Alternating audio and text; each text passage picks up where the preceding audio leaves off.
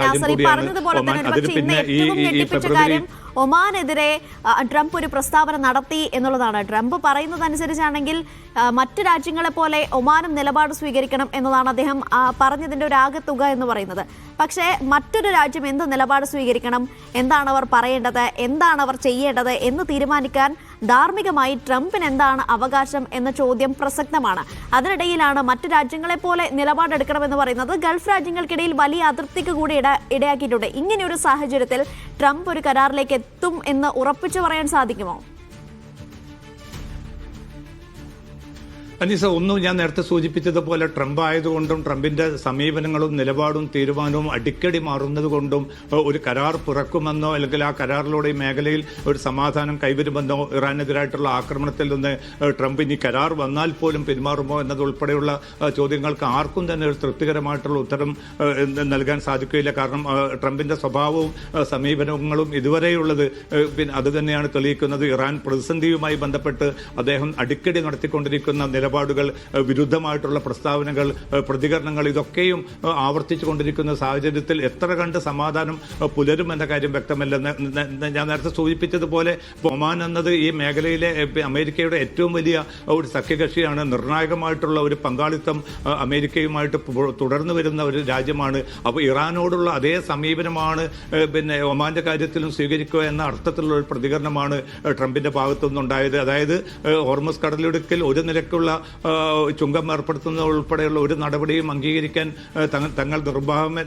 തങ്ങൾ തയ്യാറാവില്ലെന്ന് America പറയുന്നത് മനസ്സിലാക്കാൻ സാധിക്കും. പക്ഷേ അത്തരം പിന്നെ മറ്റു രാജ്യങ്ങൾ പെരുമാറുന്നത് പോലെ പെരുമാറിയിട്ടില്ല എങ്കിൽ ഒമാനെ തകർക്കും എന്നത് ഉൾപ്പെടെയുള്ള എത്രയും പ്രകോപനപരമായിട്ടുള്ള ഒരു പ്രതികരണം വഴി സഖ്യരാജ്യത്തിന് നേരെ നടത്തിയ പിന്നെ ട്രംപിന്റെ മനസ്സിലിരിപ്പ് എന്ത് എന്ന കാര്യം പോലും അവ്യക്തമാണ്. കാരണം ഇത് മാത്രമല്ല, ട്രംപ് ആ പ്രതികരണം നടത്തിയ ഉടൻ തന്നെ US സ്റ്റേറ്റ് വകുപ്പ് ആ പ്രതികരണ വീഡിയോ സമൂഹ മാധ്യമത്തിലൂടെ പങ്കുവച്ച് അതിന് കൂടുതൽ സ്ഥിരീകരണം നൽകുന്ന ഒരു സാഹചര്യമായിരുന്നു ഉണ്ടായത്. അതുമാത്രമല്ല, US ട്രഷറി വകുപ്പ് സെക്രട്ടറി തന്നെ ഔദ്യോഗികമായിട്ട് ഒമാന് വീണ്ടും മുന്നറിയിപ്പ് നൽകുന്ന ഒരു സാഹചര്യം കൂടി ഉണ്ടായി. ഇന്ന് വൈകിട്ട് അത് പിന്നെ US ട്രഷറി വകുപ്പ് പുറത്തിറക്കിയിരിക്കുന്ന പ്രസ്താവന പ്രകാരം വ്യക്തമാക്കുന്നത് ഒമാനുള്ള കൃത്യമായിട്ടുള്ളൊരു മുന്നറിയിപ്പായിരുന്നു അത്. ഹോർമസിൽ ചുങ്കം ഏർപ്പെടുത്താനുള്ള നീക്കങ്ങളോട് പ്രത്യക്ഷമായോ പരോക്ഷമായിട്ടോ സഹകരിക്കുന്ന സ്ഥാപനങ്ങൾ, വ്യക്തികൾ, രാജ്യങ്ങൾ ഇവർക്കെതിരെ അതിശക്തമായിട്ടുള്ള നടപടി സ്വീകരിക്കുമെന്നാണ് US ട്രഷറി സെക്രട്ടറി വ്യക്തമാക്കുന്നത്. അപ്പോൾ അമേരിക്ക തീരുമാനിച്ചുറച്ചതുപോലെയുള്ള ഒരു സമീപനമാണ് ഇക്കാര്യങ്ങളിൽ വ്യക്തമാകുന്നത്. എന്തായാലും ഇറാൻ പൂർണ്ണമായി തന്നെ ഒമാന് പിന്തുണ അർപ്പിച്ച് രംഗത്ത് വന്നിട്ടുണ്ട്. ഇത്തരം നീക്കങ്ങളാണ് ഈ മേഖലയിൽ അമേരിക്ക തങ്ങളുടെ സഖ്യകക്ഷികളോട് പോലും അനുവർത്തിക്കുന്നത്. അത് തിരിച്ചറിയണം എന്ന അർത്ഥത്തിലുള്ള പ്രതികരണമാണ് ഇറാന്റെ ഭാഗത്തു നിന്നും വന്നിരിക്കുന്നത്. അതോടൊപ്പം തന്നെയാണ് ലബനാനിലും ഗസയിലും ആക്രമണം വളരെ വ്യാപിപ്പിച്ചുകൊണ്ട് അവിടങ്ങളിൽ കുരുതി നിരന്തരം തുടർന്നുകൊണ്ട് ഇസ്രായേൽ നടത്തുന്ന നീക്കങ്ങളും ഒരുപക്ഷെ ഈ സമാധാന നീക്കം അട്ടിമറിക്കുക എന്ന കൃത്യമായിട്ടുള്ള ലക്ഷ്യത്തോടു കൂടിയാണ് പിന്നിട്ട ദിവസങ്ങൾ നമ്മൾ കണ്ടുകൊണ്ടിരിക്കുകയാണ്. എത്ര പേർ പിന്നെ ലബനാനിലും ഗസയിലും കൊല്ലപ്പെട്ടു എന്ന്. ഗസയിലെ ഏതാണ്ട് 70% സ്ഥലങ്ങളും കൈയടക്കണമെന്നാണ് നെതന്യാഹു ഇപ്പോൾ സൈന്യത്തിന് ഏറ്റവും അവസാനം നിർദ്ദേശം നൽകിയിരിക്കുന്നത്. അതായത് 30% ഏരിയയിലേക്ക് ഈ പലസ്തീൻ ജനതയെ പൂർണ്ണമായിട്ടും ഒതുക്കുക എന്ന ഒരു ആസൂത്രിതമായിട്ടുള്ള ഒരു പൂർണ്ണമായിട്ടും ഫലസ്തീനുകളെ ഗസയിൽ നിന്ന് പുറന്തള്ളുന്നതിന്റെ കൃത്യമായിട്ടുള്ള ഒരു നീക്കമായിട്ടും ഇത് വിലയിരുത്തപ്പെടുന്നുണ്ട്. പക്ഷേ ഇതൊക്കെയും സമാധാന നീക്കങ്ങൾക്ക് വലിയ തോതിൽ വിലങ്ങുതടിയാണ്. പക്ഷേ പിന്നെ ട്രംപ് ഇനി എന്ത് തീരുമാനം കൈക്കൊള്ളും, അത് ഈ മേഖലയിൽ സമാധാനപരമായിട്ടുള്ള ഒരു അവസ്ഥ സൃഷ്ടിക്കാൻ ഉതകുമോ എന്നതുൾപ്പെടെയുള്ള ചോദ്യങ്ങൾക്ക് ഒരുപക്ഷെ വരും മണിക്കൂറുകളിലായിരിക്കും കൃത്യമായിട്ടുള്ള ഒരു മറുപടി ലഭ്യമാവുക.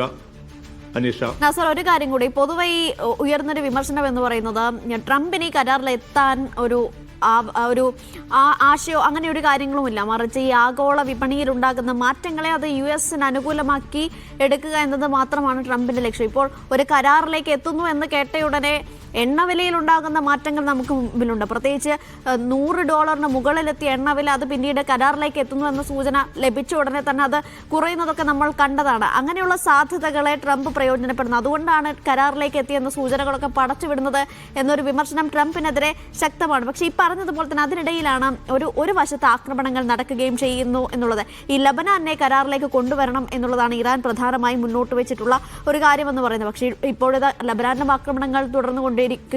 ഒരുപക്ഷെ ട്രംപ് എന്താണ് ഇതിലൂടെ ഉദ്ദേശിക്കുന്നത്? അനീഷ, ഇത് തന്നെയാണ് വലിയൊരു ആശങ്ക ഉയർത്തുന്ന ഒരു ഘടകം എന്നത്. കാരണം ട്രംപ് പറയുന്നതല്ല പ്രയോഗതലത്തിൽ വരുന്നത്. അദ്ദേഹം വിപണിയെയും ഓഹരി വിപണിയെ പ്രധാനമായിട്ടും അദ്ദേഹം ലക്ഷ്യമിടുന്നുണ്ട്. അതിന്റെ അടിസ്ഥാനത്തിലാണ് തങ്ങളിതാ ഇറാനുമായിട്ട് ഒരു കരാറിലേക്ക് എല്ലാ അർത്ഥത്തിലും എത്തിക്കഴിഞ്ഞു. അതോടൊപ്പം തന്നെ ഇറാൻ ഒരു കരാറിന് വലിയ തോതിൽ തന്നെ ആഗ്രഹിക്കുന്നുണ്ട്. ആ കരാർ വരും ദിവസങ്ങളിൽ തന്നെ എത്രയും പെട്ടെന്ന് തന്നെ അത് പൂർണ്ണമാവും. ഒരുപക്ഷെ നാളെ തന്നെ ഈ കരാർ നിലവിൽ വരാൻ പോവുകയാണ് എന്ന അർത്ഥത്തിലുള്ള വളരെ പോസിറ്റീവായിട്ടുള്ള ചില പ്രതികരണങ്ങൾ നടത്തുന്നു. അത് വിപണിയെ വലിയ തോതിൽ തന്നെ സ്വാധീനിക്കുന്നു. എണ്ണവില 3 മുതൽ 5% വരെ കുറയുന്ന ഒരു സാഹചര്യം രൂപപ്പെടുന്നു. ഓഹരി വിപണിയിൽ തങ്ങൾക്ക് അനുകൂലമായിട്ടുള്ള ഒരു സാഹചര്യം പൂർണ്ണമായിട്ടും കൈയടക്കാൻ അമേരിക്കൻ നേതൃത്വത്തിന്, അമേരിക്കൻ സാമ്പത്തിക വകുപ്പിന് സാധിക്കുന്നു. ഇതൊക്കെയും കൃത്യമായിട്ടുള്ള ലക്ഷ്യത്തോടു കൂടി തന്നെയാണ് ട്രംപ് നടത്തുന്നത് എന്ന വിലയിരുത്തലാണ് പൊതുവെയുള്ളത്. പക്ഷെ അതേസമയം തന്നെ പ്രായോഗികമായിട്ട് ട്രംപ് നേരിടുന്ന ഒട്ടേറെ പ്രതിസന്ധികളുണ്ട്. ആഭ്യന്തര തലത്തിലുള്ള പ്രതിസന്ധികളുണ്ട്, മേഖലയിലെയും ആഗോളതലത്തിലെ പ്രതിസന്ധികളും. അതിനിടയിൽ ഒരു കരാറിലേക്ക് എത്തുക എന്നതും അനിവാര്യമാണ്. അപ്പോൾ ഈ രണ്ടിനും ഇടയിലുള്ള ഒരു അവസ്ഥയിലൂടെയാണ് ലോകം കടന്നു പോകുന്നതിൽ ട്രംപ് ഏത് തീരുമാനം കൈക്കൊള്ളും എന്നതിനെ ആശ്രയിച്ച് നിൽക്കുകയാണ് പശ്ചിമേഷ്യയുടെ ഭാവി. അനീഷ.